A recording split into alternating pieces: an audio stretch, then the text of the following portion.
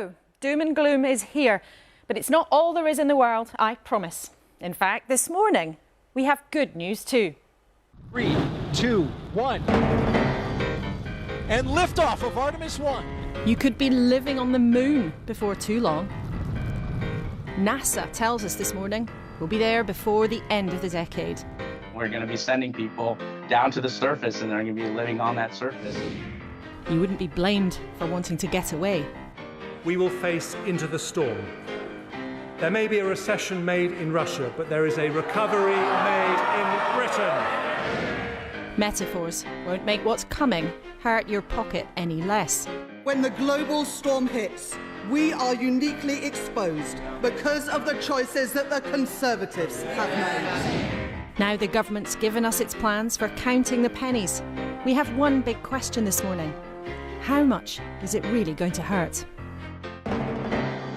With less cash about, what does that mean for the biggest public service, the NHS? We'll talk to the man in charge at Health, Steve Barclay. And what's the alternative to the government's plan? We'll hear from Labour's John Ashworth. Rise together, back to the moon and beyond. And we will lift our eyes over the horizon. Artemis 1 is successfully up in space. We'll talk to NASA's Howard Hugh about the start of man's journey to live on the moon before the end of the decade. And with me at the desk, Tony Danker, the man who speaks for British business, the boss of the CBI, Gary Smith, the chief of the GMB union, who represents 500,000 workers, and with the game about to kick off in Qatar, footballer Chloe Morgan is here too. There's a lot to come. Football, finance, and maybe a bit of fun between now and 10.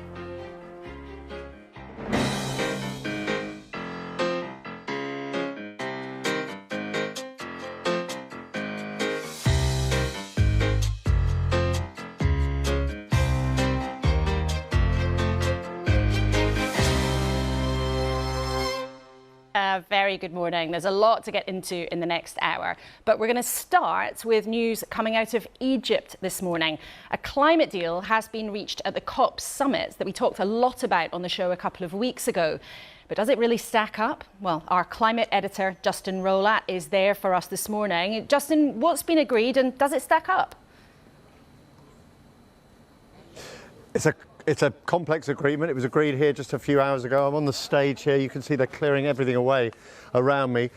The key thing that was agreed was this fund for loss and damage. The loss and damage climate change is already causing vulnerable nations. Now, that is something that has rankled developing countries since the beginning of these climate talks 30 years ago, back in 1992. They've been saying, listen, guys, you have to address this issue to the developed world. The developed world has consistently said, we're not interested in talking about that. We'll talk about emissions cuts. We'll talk about adaptation. We do not want to sign up for the costs that climate change is going to cause you in the future. So getting it onto the agenda here was itself a big deal. And to be honest, coming down here, we didn't think that there'd be success. I remember stopping John Kerry, the US climate envoy, saying to him, what do you think of this plan for a fund? He said, basically, that is not going to happen. So, I mean, it is an incredible success that the Egyptians have brought home this fund. I mean, I've spoken to Sherry Rehman. She's the climate minister for Pakistan. She negotiated on behalf of the developing nations. I can't tell you, she is delighted. You know, she's so pleased with what she achieved. She says it's the beginning of a long process. There's no money in the fund, for example. But she says, you know, this is the beginning of climate justice, a recognition. I mean, they try and avoid these words, compensation, reparation. But obviously, if you're a developing nation, a vulnerable nation, you see it as compensation and reparation for the fact that the developed world got rich burning fossil fuels and caused the problem. So in that sense, that is really significant and it cannot be underestimated. But at the same time, the language on cutting emissions is really disappointing. It almost, in parts, mirrors it's like they've cut and pasted the Glasgow Agreement from last year, put it in their document, and then actually dialed it back a bit. So there's talk about low emissions energy sources, and I've been asking everyone here what that is. The Norwegian Environment Minister accepted that it could include gas. So this is an agreement that could allow natural gas, obviously a fossil fuel, to be part of a green solution, which I have to say does sound crazy. And we spoke to, obviously, Alok Sharma, president of COP. He oversaw Glasgow. really disappointed with ambition in this. He said, look, the point of these conferences is to dial up ambition, increase our effort to cut emissions. That is just not happening post here. So in a sense, I think the Egyptians had a real opportunity to create a triumph, and they've snatched a defeat from it by not just increasing the ambition on cutting emissions and adaptation. Justin, thanks so much. Lots to unpick there, and we'll come to more of that later in the programme. But let's take a look at today's front pages here in the UK. You can see the BBC story with news of that climate deal Justin was talking about. There, the front of the Sunday Times, Britain mulling Swiss-style ties with Brussels, which would drive Brexiteers crazy. You can see there on the front page of the Sunday Express talking about the FIFA boss's controversial remarks at the opening ceremony of the World Cup. We'll talk about that a bit more later too. But firstly, Gary, your union is talking about possible strikes when it comes to health workers. We're going to talk to the Health Secretary, Steve Barclay, in just a second. But what's going on? Why? You speak to our ambulance members. These are people who worked through the pandemic without adequate PPE. People who were applauded through the pandemic. They should have been emerging into a different world where they were properly rewarded and resourced. And that hasn't happened. 1 in 3 ambulance workers tells us that they think delays due to cuts in services have led to deaths. People are fed up, their pay has been going backwards over the years, the service has been cut to bits. And I would invite the Health Secretary to come and meet our ambulance members and see what is actually happening at the front line of the service. Well, let's see what he says about that in a few minutes' time. Tony, that front page story on the Sunday Times about the government maybe thinking, after all, they quite fancy having closer ties with the EU, maybe a bit like Switzerland, which critically is not in the EU, but they do have access to the market through other ways. Do you think there's anything in that, or is this hell round? Well, look, I think, as we saw on Thursday, there's not a lot of great growth prospects for the country, and the government can't afford to pump prime the economy like they used to. So it's no surprise that we're starting to look to other ways to grow the economy that don't cost money, and one obvious place is, can we improve trade with Europe? The problem is we're not currently even implementing Boris's deal. So I don't think we need to talk about Switzerland. We need to first talk about, can we implement the Boris deal, which has more opportunity we're not capturing because of the Northern Ireland Protocol. So rather than talking about Switzerland, I think the government need to talk about Northern Ireland, improve trade with Europe. That will help us grow. And that stuff, maybe we can come back to that in another decade, but I think we need to solve the Northern Ireland problem first. So not for 10 years, get on with the job at hand. Now, Chloe, we've all been reading and watching about the World Cup. Its location in Qatar has made this a very controversial tournament. You know, there have been some fireworks and some celebration, but do you feel, I suppose, conflicted about it? What do you think? I think it's massively a moral and ethical dilemma, I think, for a lot of fans, a lot of supporters, the players themselves. It's something that everyone has a very strong view on, and it's really hard to be excited about a tournament where there are so many things going on behind the scenes, like you said, so much controversy. And I think it puts you in a difficult position because I think for a lot of people, they want to be able to, you know, enjoy the World Cup, get behind it. It's something that's supposed to unify people and, you know, make people excited about, you know, getting to see nations play and, you know, the prospects of their own nation winning. But for this tournament, it just feels like it's a little bit damp, and you can understand why, because there's just so much you know, controversy around what's happened. And we'll talk a bit more about that later, including what the FIFA boss had to say yesterday, which raised a lot of eyebrows. Now, we heard it here in this studio last week, didn't we? And it came to pass. The Chancellor confirmed hard times ahead. More tax and less cash for public services in the years to come. There was a little extra money, though, for the biggest service, the NHS, but there aren't enough staff. Waits are longer every day, and we all know that a lack of care for the elderly is making things worse. And thousands stuck in NHS beds because there isn't enough help on the other side. Wasn't there the odd promise or two in the years gone by to sort that out? There are catastrophic costs that lead them to have to sell their homes to pay for that care. It's right to try and put in place a cap. For once, you know, after all the discussion there's been over very many years, this really is going to be something that's going to happen. The first ever proper plan to pay for and provide social care. And so I am announcing now on the steps of Downing Street that we will fix the crisis in social care once and for all with a clear plan we have prepared. Now, Steve Barclay, the Health Secretary, is here. Welcome to the studio. Have you given up on fixing social care? No, it's a very difficult decision to delay those reforms. We remain committed to them, but we recognise there's an immediate issue, particularly in hospitals where we've got 13,500 people who are ready to discharge but were not able to do so. That is having a knock-on effect in areas like ambulances and the flow through hospital. And the prime cause of that, not the only cause, but the prime cause of that is around social care. So it's right that we're targeting investment, 2.8 billion next year, 4.7 billion the year after. Part of that clear commitment from the Prime Minister and the Chancellor to invest in health and care, 8 billion going into 2024. So we're prioritising the funding we need to get that flow into the hospitals, and key amongst that is getting more funding into social care. But you're not actually making changes to the system that your own government, your own party has agreed for years have to happen, because or else you just, you're pouring water into a bucket that's got a hole at the bottom. Well, the change we're making is committing to a further 200,000 care packages over the next 2 years, and that's material both within care itself but also into the hospitals, because the key challenge we're facing, which is then being reflected in the challenge in A&E, in the challenge in access in ambulances, is getting people out of hospital. It's having, and it's not happening right now. I want to read you an email from one of our viewers who's a senior NHS employee. They've said, if you said to me you can have an extra billion for the NHS, you have to instead give it to social care. They write, this logjam is killing us and literally killing people. How can you justify delaying the change that's required again? Well, the issue that they're highlighting there, the impact on the health service, is exactly the thing we're targeting. That is why we're putting the money into social care, £8 billion in 2024 into health and social care, to address the fact that what happens in care has a direct impact on what is happening in our ambulances. Your predecessors and your colleagues, people still in charge right now, have acknowledged it's not just about putting extra money in. For years there's been agreement. There has to be change to the system.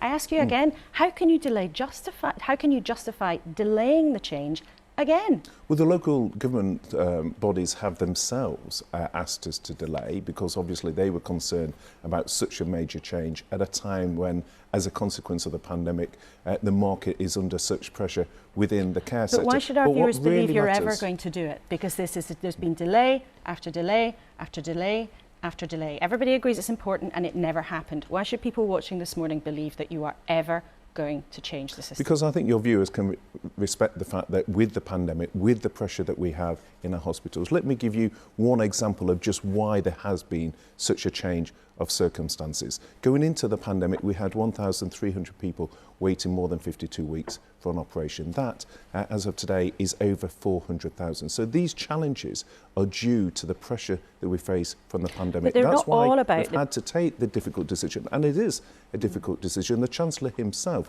when doing my job as Health Secretary, was very committed to these reforms, and that's why it has been a difficult decision to delay. But what we recognise is we need more care packages in social care. It's right to buy those 200,000 additional places over the next 2 years, but also the spending in social care, and by delaying these reforms enables us to fix the real challenges we're seeing in our A&E departments and in our ambulance and we'll come to that in just a second. But Secretary of State, I want also to pick you up on something there. You said the problems are down to the pandemic. In fact, these problems were building before we got into the pandemic. In February 2020, there were already 4.5 million people on a waiting list for care. The cancer target got worse between 2013 and 2018. These problems were already being stored up. You can't just blame the pandemic, can you? Well, I'm saying predominantly the issue, the challenge, and I was given an example of that. If I take ambulances, the delays on the target that's usually looked at, the CAT2 target, was a third before the pandemic to where it is now. So, of course, there were challenges going into the pandemic. That's why we're targeted through the long-term plan significant additional investment into healthcare. But it is the case that the very real challenges that we all recognise the health service faces, particularly around ambulance delays, our A&E departments, and people who are ready to discharge from hospital, those 13,500 patients, where it's in their interest from a care point of view to get them out of hospital, but it's also interested in getting flow into the system, and that's why it's right to prioritise that within the very significant funding increase. And we'll come to your priorities in a second, but I know you use the word challenge a lot. I want to show our viewers what challenge really means. We can look at this graph, you might want to look at it as well. The number of patients who have to wait over 12 hours before getting onto a ward when they arrive at A&E. Look at that spike. And in a way, Laura, that's not a challenge, that's a disaster, that makes isn't my it? exact point. You can see the extent to which that has risen exponentially since the pandemic. So the point I was making was in terms of where, from the Labour Party here, this being a 12-year issue, you can see there's been a very material impact from the pandemic, and it's in that context that we've taken the difficult decision on social care, whilst we remain committed to those reforms, to delay them for 2 years, which frees up the £6.6 billion investment into our NHS, but also the 2.8 and 4.7 billion that goes into care. Can you look at that as Health Secretary and tell our viewers this morning that this system is working? Well, that's why we put with the very difficult... My question, can you tell people that the NHS is working right now? I recognise, Laura, that it is under severe pressure, and that RAF illustrates that. That is why, despite the very real challenges in the autumn statement that the Chancellor faced, he prioritised funding for health, an extra 6.6 billion over the next 2 years. It's less than they asked for. It's less than they say they need. Well, the Chief Executive of the NHS was clear. This gives the NHS the funding that it needs. But we have also, alongside that, recognised that simply focusing on the NHS without also focusing on care will not actually address the issue of delayed discharge. Which is why some people wonder why you're delaying the reform, but we've talked about that.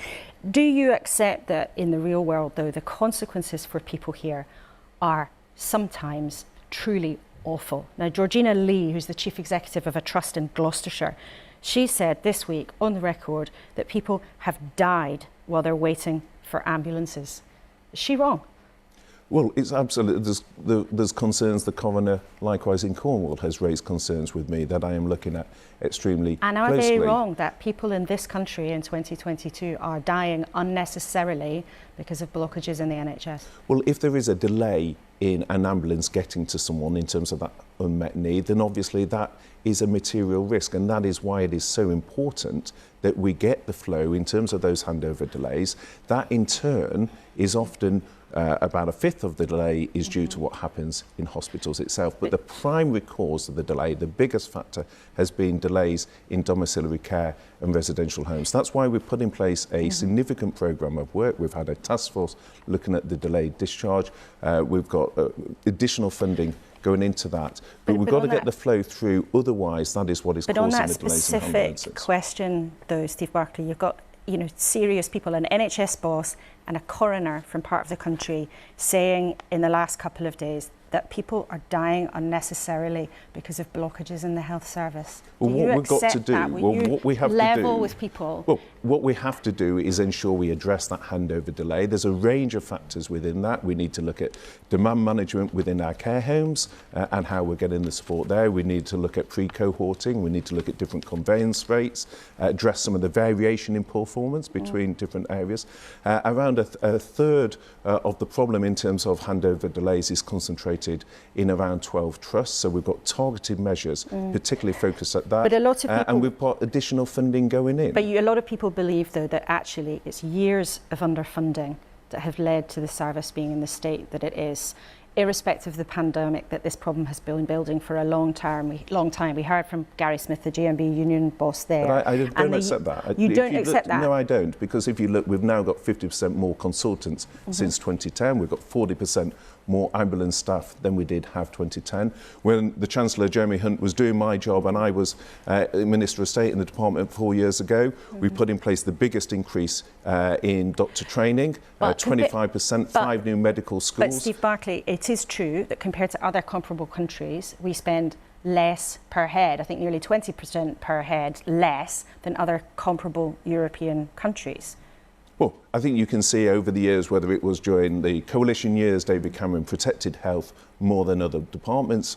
Theresa May invested in the long-term plan. Boris Johnson had the biggest hospital building programme, 40 new hospitals, a very significant capital uplift because the estate also matters. And what we've seen from this Prime Minister and Chancellor is the NHS and care prioritised at a very difficult time for public finances. And that is why we've got 8 billion going into 2024, reflecting that uplift. Maybe, though, actually, what we need to do as a country is have an honest conversation about doing less. Now, you've talked about priorities. Yep. That means choosing, doesn't it? Should the NHS do less? You've written this morning in the Mail about programmes that are far removed from the priorities of patients. So what should it not do? Well, I think firstly we've got 2.8 billion of cost in the department and its arm's length bodies at the sector. That's over 50,000. That's over 50,000 people that are not in directly patient-facing roles. I think there's opportunities in terms of merging those, but also having fewer targets, devolving more decision-making to trusts and integrated care boards. So what targets would you drop then? Well, one of the opportunities, well, it's about devolving more decision-making so that it can be taken on a population basis. We have the federated data platform, which will give IT, allow us to look on a population at a local level at what are the specific needs. So and does that mean that individual trusts might be able to decide to stop doing some things? It's about giving them more discretion. When I talk to trust leaders, one of their frustrations is just the sheer amount of time they spend managing upwards. If I give an example from another area, when I was in the Cabinet Office, I discovered that we had over 50 strategies for science and technology. And I think 2.8 billion on the centre, the scope to look at that, to look at how we bring that cost down, to empower more and to use our integrated care boards more to look at where risk sits. So to go but what about the services that people get though? So if there's more decision making locally, does that mean that people in different parts of the country might get different services? No, it's about looking at having more efficient pathways. So let me give you an example on cancer. Previously, from a GP, there was a requirement to send to a specialist. We've now just announced direct access to look at a more streamlined pathway so you don't have the same level of bottleneck. We can have more home testing and go straight to diagnostic centres. We've got 91 diagnostic centres open. We've got a programme on surgical hubs. So it's about looking at a local level, how we design our healthcare system in a way that more empowers local leaders, better uses the population level data that we will have through the federated data platform, and having less diktat from the centre in a one-size-fits-all, which is one of the things those within the NHS tell me is causing a lot of noise, causing a lot of distraction, and actually getting in the way of them delivering patient care. But that adds up to quite a lot of jargon about basically saying you hope the service can run more efficiently and save some cash that way, but also dropping some targets. I don't think devolving decision-making is jargon. But I want to be really clear about dropping people. targets. So are you talking about dropping targets for care? What I'm saying is you have fewer targets at the centre and enabling people locally to look at the population, be empowered, to have greater devolved decision making. I think £2.8 billion for your viewers, £2.8 billion being spent each year on the department, on its arm's length bodies, is a huge cost. And I think it's right at a time when your viewers are facing cost of living pressures, that I, as the Secretary of State, are looking at how we deliver much better value for money and addressing some of the areas where they see waste. Of course, one of the biggest issues for the NHS and any employer is pay. Biggest employer in England, I think the NHS is. Now, the Royal College of Nursing has done something very unusual. They've never done it before in their history. They have voted to strike, not just over pay, but also over the conditions in the health service, which they have significant worries about. Will you seriously negotiate with them?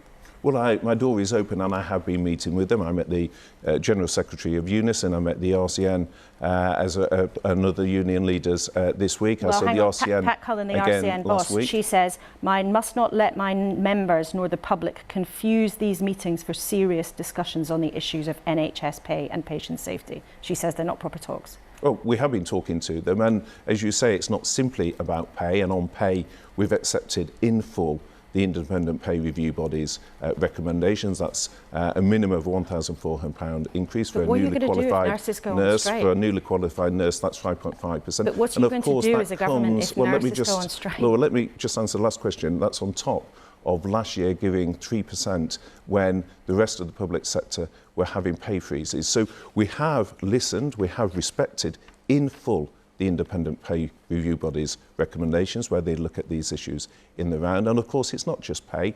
If you look at pension, a fifth of a nurse's salary goes into their pension What are you going to do if nurses go on strike? If ambulance workers go on strike, the GMB are balloting to. You're responsible for the health system in this country. What are you going to do if they go on strike? Well, I think it's important we continue talking. That's why my door is open. It's not just, as you say, about pay. It's also about things like the estates. It's why we've got the commitment to 40 new hospitals. We're investing in diagnostic centres, investing in surgical hubs. It's also about tech. One of the frustration staff often raised with me is around their frustrations with tech, which is a key area of priority. And we hugely value the work that nurses do. Nurses and they don't have been feel through... valued. Well, and they don't feel valued. And also many of our viewers have heard politicians promise these 40 new hospitals before. There's quite a lot of scepticism about whether they're actually going to see them built before the next election. Just answer that then, because I was in Liverpool this week, the Royal Liverpool, which has cost up to £800 million. And what the nurses were telling me there in that brand new hospital is what a difference that has made. And it's not just the Royal Liverpool. One it's not just the Royal Liverpool. And we're short of time, and we'll keep an eye on the 40, and we'll keep an eye on the numbers that are actually being built in the next few months. Where was the ambition and vision in the autumn statement this year? We had the biggest drop on living standards in history revealed, less money in future for public services, not very much we've heard from the CBI boss about growth and how we get the economy going. It's doom and gloom, isn't it? Well, we've protected the R&D budget increase up to £20 billion. We've got £600 billion of infrastructure investment. We're seizing the opportunities of our greater freedom through Brexit. The Chancellor the Chancellor made clear, for example, with Solvency II and our financial services, that we will use those regulatory freedoms much more. But could a closer relationship with the EU help? I mean, suggestions this morning that the government's interested in having a Swiss-style relationship. You used to be the Brexit secretary. Exactly. Is that on the cards? No. And, so I certainly don't recognise that story. As Brexit Secretary, I worked hard to ensure we did get autonomy in terms of our money laws and regulation. And one of the things we want to do on the regulatory side is particularly in the high growth areas. So the green industries, digital, financial services, within my own sector, life sciences, is use that regulatory autonomy in those high growth areas as a massive opportunity. And I know you're an enthusiastic Brexiteer, but do you accept that up until now there have been some pretty significant costs from Brexit, as well as the promise of future opportunities that you believe in? Well, there have been opportunities. I mean, people have talked frequently about the fact that I don't think we would have done the vaccine rollout in the way we did had we still been a member of the EU. But there's huge opportunities, and the autumn statement showed that on Solvency II. We have large funds, but do you accept there were costs, pension funds. You've mentioned Solvency II already. There's always trade-offs. There's always some areas which are beneficial and some less so. But the point is, in those high growth sectors, such as digital, life sciences, financial services, there's huge opportunities for the UK. And what we saw from the Chancellor in the autumn statement, particularly on Solvency II, was the potential to use those very large funds, pension funds, to then level up and get those investing in those parts of the country we need them to. It'll be interesting to hear what the CBI boss says of that, makes of what you've just said there. Just lastly, we heard from Justin Rowlatt a few minutes ago about the deal that's been struck at the COP Climate Summit. Do you think things have gone backwards since the UK led the deal at Glasgow? Well, I think the UK did a fantastic job at Glasgow with Alex Sharma's superb leadership and the Prime Minister's complete backing of that. We need to look at the detail. Obviously, that's just coming through now. But the UK, through its overseas aid budget, has always supported action in terms of climate change, and I'm sure we will continue to do so. OK, Steve Barclay, thank you so much for coming in this morning. It's great to have you here in the studio. Now, we know how important and how difficult finding care for your elderly and vulnerable relatives can be, and we're going to keep talking about it on the programme. So please do share your experiences. You can email us at kuenssberg@bbc.co.uk, or if you're that way inclined, you can use the hashtag BBC Laura K on social media. Now, let's see what our panel thought about what the Secretary of State had to say. Gary Smith, firstly to you. You heard Steve Barclay there defending the government's decision, saying there is more money going in, saying that the pay deals are okay, and he wants to talk to people. What did you think? I have to say I'm incandescent. I mean, this is deluded and frankly pretty dishonest stuff. from the Secretary of State. The ambulance service, the health service and care were on their knees going into the pandemic, and things have got worse. And of course he finds it difficult to talk about wages. Care workers are paid pennies above the minimum wage, doing an increasingly professionalised and demanding role. And he doesn't want to talk about pay and poverty pay, and if we don't deal with the crisis around staffing and health and social care, we're not going to deal with these problems. But times are hard. You know, governments around the world, not just in this country, but governments around the world have got a lot of pressure on money, and the NHS, unlike other bits of the public services, has had some extra cash. Well, we could debate this at length. Why didn't they tax non-DOMs? Why didn't they tax the richest people in this country with the broadest shoulders who pay no tax at all? What have they done about bankers' bonuses? But the truth is, the Tory government has made ideological decisions for over a decade about cutting services, and that's what's left our services on our knees. And this is not hyperbole or emotion. Our care homes were turned into morgues during the pandemic because of mismanagement and cuts. People are dying because of cuts in services. And so I find that interview, as I say, utterly dishonest, and frankly, I think the Minister is deluded.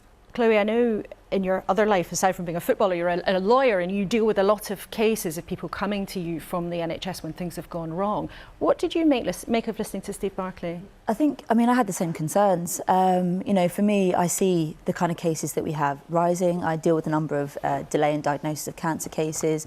And you see the impact that cuts, and especially with the pandemic as well, have had on the types of services that are being provided. And, you know, we see delays, we see mismanagement, we see misdiagnoses. And this is not me blaming the NHS, this is me blaming the fact that there have been cuts, that it's underfunded, you know, that staff are put under immense amounts of pressure to deal with their jobs and growing caseloads. So for me, I kind of see the impact of that on a day-to-day basis when I'm dealing with clients, when I'm dealing with their families, when you're dealing with NHS staff as well who are brought into those investigations, and you have to read through some of these reports, and what's happened is often tragic but often avoidable in a lot of circumstances. Tony, what did you pick out from what the Secretary of State was saying? Yeah, look, I think we all know that people are living longer, and health and social care is going to need more and more money every year. And if we don't have an economy that's growing, we're not going to be able to pay for it. And Steve's right, if we don't have reform in the system, we're not going to be able to pay for it. And that's why I'm worried about putting off social care reform. You know, we all know that the NHS and social care interact with each other. Everybody sees that whenever they're trying to get a relative out of hospital into care. And this idea that we'll deal with the NHS now and we'll come back to social care in a couple of years, I don't think it works that way. We need to start reforming these systems now because we can't afford to keep up with the demands on the health system. And what about the growth in the economy then? So, you know, the huge moment last week, we talked about it a lot in the studio, but the autumn statement set out some pretty hard times. Yeah. All doom and gloom was very much the tone of it. You represent businesses in the country. What did you make of it? I mean, was there stuff missing? Yeah, look, I'm going to give Jeremy Hunt, who I thought did a good job with a bad hand, I'm going to give him a bit of slack. I like to think that this was part one of a part two autumn statement, because part one was all about stability. It was all about fighting inflation and getting the government budget in some decent shape, and that does need to be done. But there was really nothing there that tells us the economy is going to avoid another decade of low productivity and low growth. That's the worry, and Steve's right. Jeremy Hunt did some things which will be very welcome, but he also made businesses and everybody pay more taxes. And so the fear is there just wasn't enough there to turn around and say we can grow again. We can afford the NHS, we can afford social care because we're growing again. So I don't think he did enough. I think he's going to have to come back with more on growth. But it was not so long ago when Liz Truss and Kwasi Kwarteng put their mini budget forward, and you said, this is the new era of growth. You welcomed some elements of it, and that turned into disaster. Yeah, but that's because of the elements we welcomed and the elements we didn't. What Kwasi and Liz tried to do was to shortcut growth. They said, listen, let's cut everybody's taxes. Everyone will have more money. We'll grow again. Well, that ended in disaster. But you supported it at because the time. What they said at the time was we also need to do things that are unpalatable to Conservative Party politicians, right? We need to change regulation, change planning reform, have more immigration. And we've seen this morning we may need to have a better relationship with the EU. That is the kind of agenda we're going to have to look at now. Actually, they were right about that, but they blew that case by trying to have this sugar rush of growth, as Rishi calls it, and he's right, and that backfired. So I don't like this debate where Liz Truss says we need to care about growth, but not inflation. And Jeremy Hunt on Thursday says we need to care about inflation, but we ain't got anything on growth. We need to do both. Otherwise, we won't come out of recession anytime soon. Well, I know you've got your conference this week with some senior politicians there, so it'll be interesting to hear you put them through their paces. But let's now talk about the World Cup. Now, let's hear from the FIFA president, Gianni Infantino, who was speaking yesterday. Today I feel gay. Today I feel disabled. Today I feel a migrant worker because I know what it means to be discriminated. Chloe, listening to that, what went through your mind? I had a lot of concerns about those comments that were being made. I think not only are they very offensive to the people that he's discussing there, but it minimalises the experiences that they've had. And I think for him to open up a very long speech with that kind of comment, I think completely detracts away from the issues in the tournament, which are huge. Infantino has said some really controversial things there. And for me, I think the biggest concern is that he's completely missed the trick in discussing the issues. So yeah, I was just very appalled by those comments. You were appalled? Appalled, yeah. Disgusted. Is it right for the World Cup to be happening in Qatar at all, or could it have been an opportunity actually to raise some of those issues? We know what they are, human rights problems in Qatar, and also their attitude towards LGBT people. I think for me, I don't think that the tournament should have been held there at all. I think it was the wrong decision. I think it's the wrong location. I think it's thrown up significant issues there. Like you said, the abuse of migrant workers, the exploitation of migrant workers, workers coming over, not being paid at all, being abused, not being able to leave their countries, not being granted, permits, being told they might be thrown in prison. And, for me as a member of the LGBTQ+ community as well, I have serious concerns about any fans who are LGBTQ+ fans who are thinking about going over to this tournament, because I think there's a fear there for their safety. I mean, we've already seen Qatar have a massive U-turn in terms of the alcohol sales. What's to say that, the initial messages they were having about, Qatar being a very welcome, it's going to, not be a discriminatory place. Because they have said that everybody is welcome. But Gary, often the World Cup is a genuinely sort of unifying moment, and it's a moment of joy for people around the world. But do you think this year, maybe once the games start, the mood will change or not? I agree with Chloe. I think it was the wrong decision. We support an LGBT+ charity in football, only a ball game.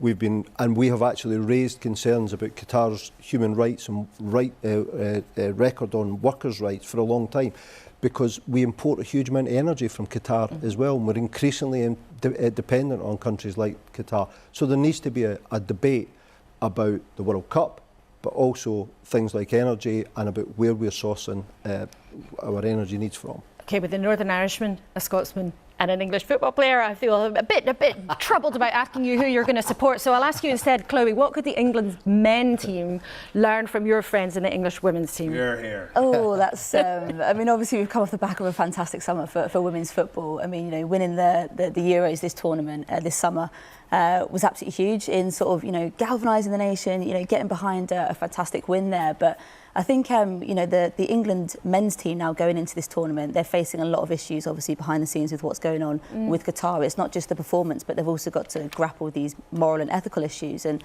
I know recently the men's team had just invited the migrant workers over for a training session, which was amazing. But for me, I'd like to see more, these players using their platforms, I think, to be able to speak out on these issues. I know Harry Kane is wearing the armband, which is amazing. And I have also just seen that FIFA have announced some guidance about, the new armbands that they're going to be. Well, we'll see how they handle it in the coming weeks, because the tricky dilemmas all over the place. Now, as we mentioned, the kick-off of the first match is today. And if you want to chew over a bit more of the dilemmas we've been discussing around the World Cup, you can listen to my old friends on Newscast on BBC Sounds.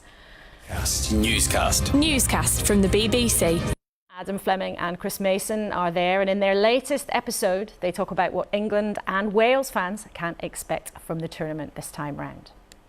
Now, I've always promised you that we will have good news, and I really meant it. So are you ready? We rise together, back to the moon and beyond. The Artemis mission run by NASA wants to send men and women back to the moon, and soon. A human being last walked on the moon in 1972. You can see them there. And after weather and some technical gremlins, the Artemis rocket finally launched this week. And it is up there right now. These are the most recent pictures taken from the spaceship. And we can show you, I hope, its exact location. This is where Artemis 1 is in space. That might not show you that much, but that shows it 59,000 miles away from the moon. And we've been talking to the NASA scientist, Howard Hugh. Now, he's in charge of the Orion capsule. And if you forgive my technical explanation, that's the bit that sits on top of the rocket, where one day the human crew will eventually strap in. So after years of work, how did it feel for him to watch the craft safely blast off? It was a unbelievable feeling, goosebumps, but certainly, I would say when I saw it lift off, it was a dream. It's the first step we're taking to long-term deep space exploration for not just the United States, but for the world. 3, 2, 1. Boosters in ignition. And liftoff of Artemis 1. And I think that this is, it's a historic day for NASA, but it's also a historic day for all the people that love human spaceflight and deep space exploration. I mean, we are going back to the moon. We're working towards a sustainable program, and this is the vehicle that will carry the people that will land us back on the moon again. And I think this is one of the most important moments, I think, as we think about what the Apollo generation has done and now the Artemis generation. This is the first of 3 Artemis missions with that ultimate goal of getting people back there to a base on the moon. What are the next steps? How do you make it happen?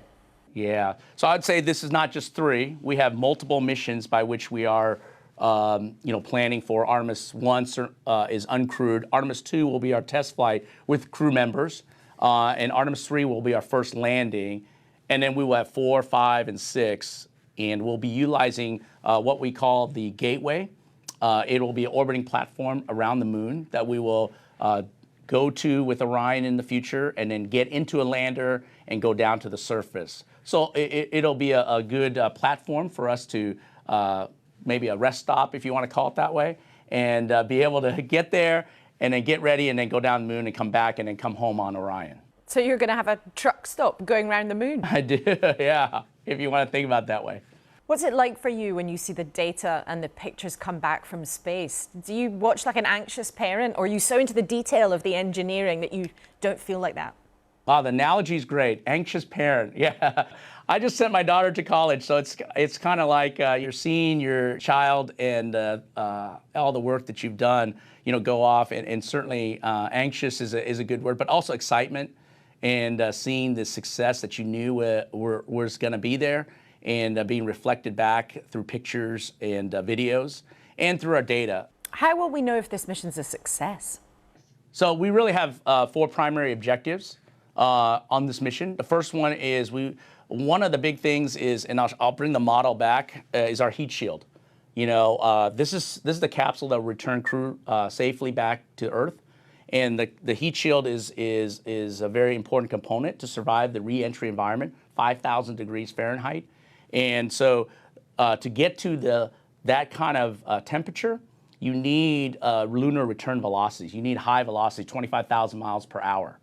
And so the only way to do it is to do an orbit like we're trying to do and give that return velocity so you can actually test and say, yes, the heat shield is, as we designed, going to be able to provide this safe capability that the crew needs to return to the surface of the Earth. So this is one of our primary objectives. Of course, our next objective is to check out the systems that have to operate in space. And so we'll have plenty of time in this 26-day mission to do that. The other thing is we'd like to capsule back. So, that's very important. You want to survive and return the capsule. Right now, there are no humans on board. You're testing the system. But anything else there? Anything in the crew module for the journey?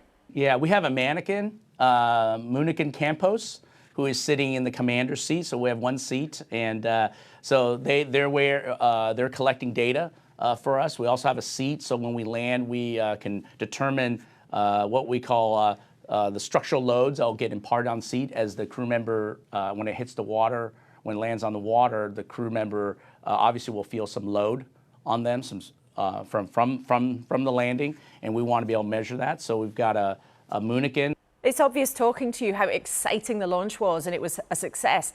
But almost up to the last minute, there were still technical difficulties. Tell us about the red team of technicians who you sent in to make sure it actually happened. Yeah, I watched it. I'm not part of their ground team, so I was only like an observer, I would say. You know, the red team went in. We had a leak on one of the valves on the ground system, and they went and tightened it. You know, with all the technology, think about, you still need a wrench and you need to torque a valve, and they were able to tighten it. But there was a huge amount of fuel on board, a dangerous situation at the last minute with guys going in with a wrench to tighten things up so it can get up in the air. Was it dangerous for them? They, you know, I can't tell you too much details, but they're certainly fully trained, well trained. We would never put anybody in a situation where it was dangerous. And when do you think there will be people living on the moon?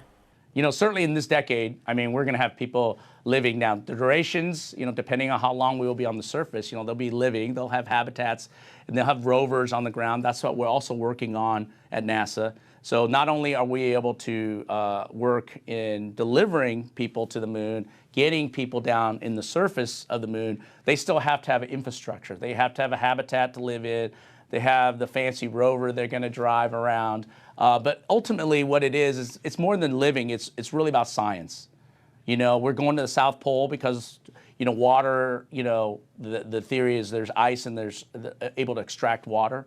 That's huge. You know, being able to convert that into a potential fuel for our propulsion systems is going to be a very interesting scientific, but also just the geological aspects of it. You know, we did collect lunar rocks and things like that, but if there are organisms that are embedded in that ice and things like that, could we be able to discover something new? So within this decade, you think there'll be people there? That's what we're going to be doing. You know, we're going to be sending people down to the surface, and they're going to be living on that surface and doing science. And in the very long term, what are you hoping to achieve by putting people back on the moon? Where could that lead us? Moving forward is really to Mars. You know, that is a bigger stepping stone, a 2-year kind of journey, potentially, depending on the orbit you take. And so it's really going to be a very important for us to learn a little bit beyond our Earth's orbit, and then do a big step when we go to Mars. There's some discussion that by putting people out in space, you could create environments where people are safely away from some of the worst ravages of climate change. Do you think space could ultimately provide safe habitat for human beings? What we're trying to do is, like I said, really provide the foundation. You know, it's the first steps you need to take. You need to build the transportation system. You need to be able to understand what it takes to operate and live in that kind of environment.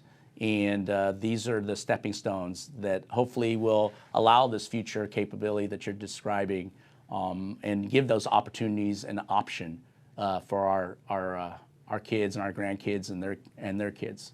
One last thing, how on earth are you going to choose the crew? It's a hot ticket, surely.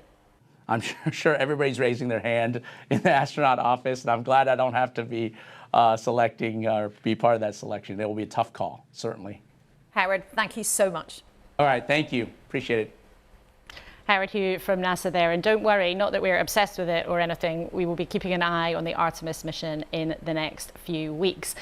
Now back to Earth with a bump. The Chancellor's statement on Thursday set the stage for tough times, tax rises and spending cuts. Last week on the show, we heard his opposite number, Rachel Reeves, say that Labour would be just as responsible with your cash, but wouldn't hike taxes on ordinary workers. How would they do that? Well, Jonathan Ashworth is Labour's Work and Pensions Shadow Minister, and he's here with us today, and was also saying the National Space Centre is in Leicester, and of course you're the MP for Leicester South, so it's a nice plug for the National Space Centre there too. But talking about the health service, would Labour have given the NHS the full £7 billion it asked for?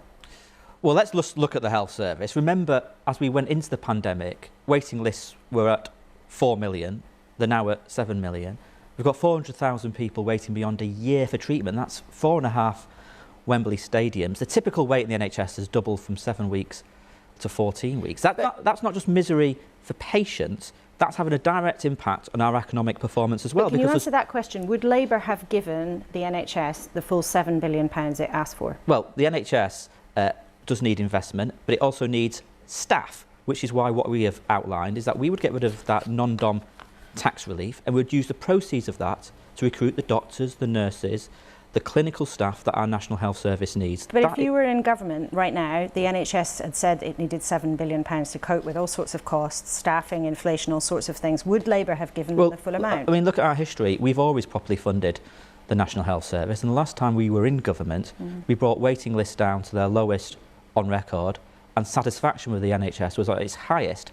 Now, what we would do if we were in government, we would take measures to grow our economy, and if you grow your economy, you have more money to invest in public services. That, yes, you would have given the NHS the full well, we're not £7 in government billion today, and when we are in government, we'll make a full assessment of the needs of the NHS and fund it properly. But you've got to grow your economy, and one of the ways in which you grow your economy, particularly after 10 years or 12 years of this very poor economic performance under the Conservatives, is that we've got to invest in jobs and skills. So we'll create new jobs by green industrial investment in renewables and in hydrogen, but it will also help more people move into work. Because when we've got sickness rates at 2.5 million people forced out of work because of sickness, increasing numbers of over 50s leaving the labour market as well, I want to reform the system. I want to reform the way our job centres work to give people the support, the help, the retraining if necessary to move into work. And that will mean linking up job centres with the NHS, actually, to help those who are out of work because of sickness. But on a point of principle, if Labour wins the next election, would you spend more on the NHS than the Conservatives have been doing?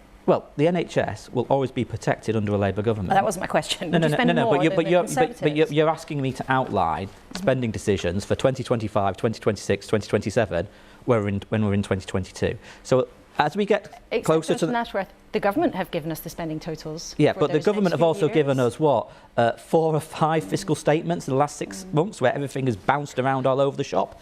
So we've got another 2 years to go. We'll have more fiscal statements, more budgets. But I can tell you in our manifesto, we will outline our spending commitments and our taxation commitments, and they will all be costed. What you have said, well, exactly what you have said is that everything will have to be costed. Yeah. Now, we've heard repeatedly from your colleague Rachel Reeves that everything has to be taken responsibly, that she will have restraint and control on public services. Yeah, because we've seen what happens when you're irresponsible with finances. That's the right thing to do. Look at what they've done to mortgages. And Labour has accepted that there is a hole in the public finances, as the government suggests, of around £50 billion.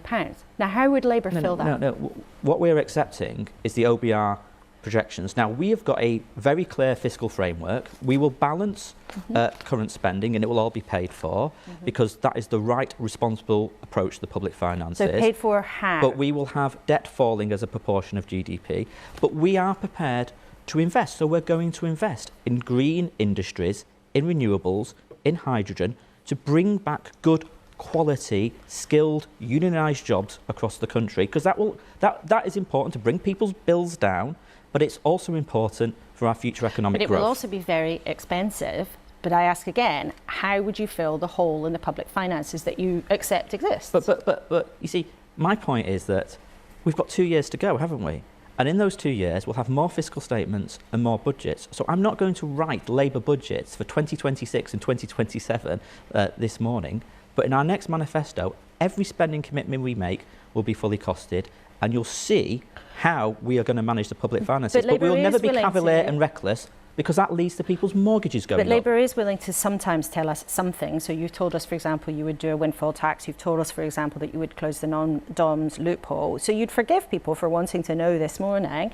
Tell us how you would fill that hole. One of the things that we would do is grow our economy. The reason why our public finances... And everybody wants to grow the economy. But the Conservatives haven't, though, have they? They've given us 12 years of weak economic performance. You, and I think our viewers do want to know. Well, let me give you an example. If you were to win the election, how would you propose to fill the gap in the public finances? Well, let me give you an example, yeah? If we could, my big ambition is to aim towards the highest employment rates in the G7. That means we need to give people support if they're out of work because of sickness, or because they're over 50 who's left the workplace because they may be caring for grandchildren and caring for a partner or a parent who might have dementia. We need to give this group of people more support and help to move back into work. So all the government announced is a review. I'm announcing action. So I'm going to better link the job centre with mental health services because the increasing burden of people leaving work is because of mental health. And where this has happened in the country, in Manchester, where they've got a Working Well project, there was a similar pilot in Southampton. For every pound that was spent, £1.75 was returned. So it makes economic sense. So how many people of those who are not currently in work would you want to see going to work? Well, let me give you an example. The government have underspent by £2 billion on their own employment services. £2 billion investment over a 5-year period ought to help 1 million extra people with job support. These are the sort of measures we should be taking to encourage people to increase the labour supply. And oh, by the way, increasing the labour supply is also a way in which you deal with the inflation problems in the economy as well. Would you then promise that you'd get 1 million people who are currently not in work back into jobs? Well, at the moment, if the government used their underspend in their own employment schemes, that's how many people they would help. But you know, the government have got to decide what they're going to do with that £2 billion underspend. They might be cutting employment support. But how it's many not clear in the OBR budgets what they're cutting. But how many people who are not currently working would you try to get back into jobs? Well, we need to well, at the moment, it's gone up to 2.5 million. In 2019, there was about 2 million people out of work. There's also huge numbers of over 50s who've left the labour market as well, who would go back. Now, a Conservative estimate suggests that there's 700,000 people who would return to work with the right support. Some have suggested it is as high as 1.5 million. Overall, when combined with our unemployment rate of 1.2 million, there's possibly 3 million people in this country looking for work but need the help with retraining, with the right sort of support, access support. That is what I am looking at, and they are the reforms that I want to bring in to job centres. OK, Jonathan Ashworth, I'm sure in the coming months you'll come back in and talk to us again as you develop more detail on that plan, but thank you very much for now. Now, it is nearly 10 o'clock, it's flown by, and we know that the spending decisions announced this week by the Chancellor will have real consequences for everyone. We asked at the start of the programme this morning, how much is it really going to hurt? Well, the delay in fixing the social care system certainly will have real-world consequences. Here's what the Health Secretary, Steve Barclay, had to say. These challenges are due to the pressure that we face from the pandemic. But they're That's not why all about we've had to take the difficult decision, and it is a difficult decision. The Chancellor himself, when doing my job as Health Secretary, was very committed to these reforms, and that's why it has been a difficult decision to delay. Just time for a final word with our panel. Tony Danker from the CBI, Gary Smith, the union boss from the GMB, and footballer and lawyer Chloe Morgan. Let's talk about the rocket at the end. We've had a lot of doom and gloom in politics. You were all smiling while you were watching it. You can't make a face now, Tony. What did it make you think? I love that guy. I want him to be in my gang. I have a proposal, actually, based on this morning's show. I want to put Howard Hugh together with Jeremy Hunt to design a plan for growth for Britain that takes us to the moon and back. There we go. Slogans all over. Gary? I'd send Steve Barclay. I'll vote him on the rocket. While he's in orbit, we can sort out his mess in health and social care and get the wages sorted for our low-paid members as well. Chloe, what did you think of Howard Hugh and the NASA project? I mean, how do I follow that? I thought it was amazing. Yeah, I mean, for me, obviously, you know, we sort of learnt about the, you know, the previous moon landing before, but to know that could happen again in my lifetime, that would be unreal to see. And I am going to ask you all who you're supporting at the World Cup. I know we've got a Northern Irishman, a Scotsman, and an Englishwoman here, but I'm assuming you're supporting England? You'd be correct, yep. Gary? Oh, when I'm in a pub in Glasgow, I'll be supporting England just to upset the others. And Tony? I support everyone with everything. There you go. Ending with a very, very warm message to all the teams. I, of course, am supporting England and Wales throughout the tournament. No question about that. A huge thank you to all of you for being with us this morning and helping out during the last hour. We had Chloe's take on what to enjoy or not about the footballing spectacle in the next couple of weeks in Qatar. A dilemma there for many people, just as there are dilemmas at home. And we've heard what's normally quite a rare thing. A union boss and a business boss agree on something, that the government is missing ingredients from its recipe for success. And the Health Secretary has admitted that a solution for one of the biggest problems that faces so many of us, care for the most vulnerable and elderly, that solution still has to wait. I might forgive you for feeling like moving to the moon after all. Don't forget, we love hearing from you, and you can share your experiences by getting in touch anytime or catch up on anything you might have missed on the iPlayer whenever you like. But from me, goodbye for now. I'll see you next week, same time, same place.